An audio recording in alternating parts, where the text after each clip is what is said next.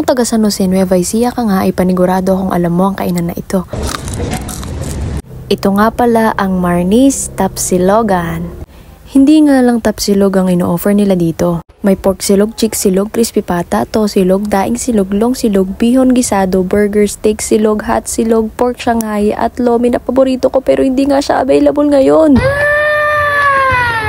Nalimutan ko nga sabihin yung calamares. Habang naghihintay nga ay napakanta na ako dahil sa gutom.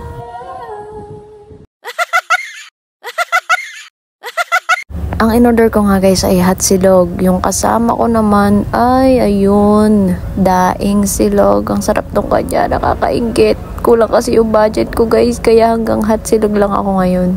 Ayun, bite! Madalas kong in-order dito guys ay yung pork and lomi. Kaso hindi nga available yung lomi ngayon. And sa pork naman, medyo umiiwas-iwas din ako sa madalas na pagkain ng pork. Nga pala guys, napakasarap nga rin ang sabaw nila dito. Isa nga rin ito sa mga pinaka binabalik-balikan ko dito sa Marnie's. Meron nga din sila mga soft drinks. Simpleng kainan nga lang to guys, pero napakasarap kumain dito. Lingi ko na nga lang yung ulo ng isda ng kasama ko. Wow! Yan, bilisan na natin. Baka naiinip na kayo dyan. Bahala na rin kayong bumilang kung gaano karami yung nguya ko dyan.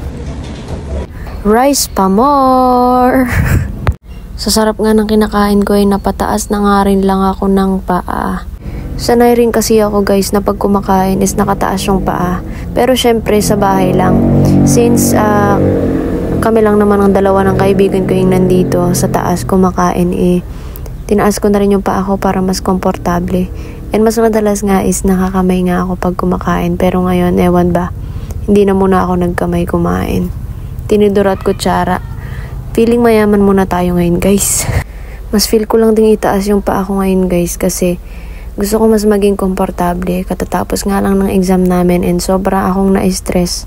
Hindi lang ako, pati yung kaibigan ko guys. Sobra kaming na-stress. Medyo nahirapan nga kami sa exam namin ngayong araw. At sa dami ko nga satsat ay naubos ko na pala yung pagkain ko guys. Hindi ko na kayo natiran. Sensya na guys, gutom na gutom lang talaga ako. Oops!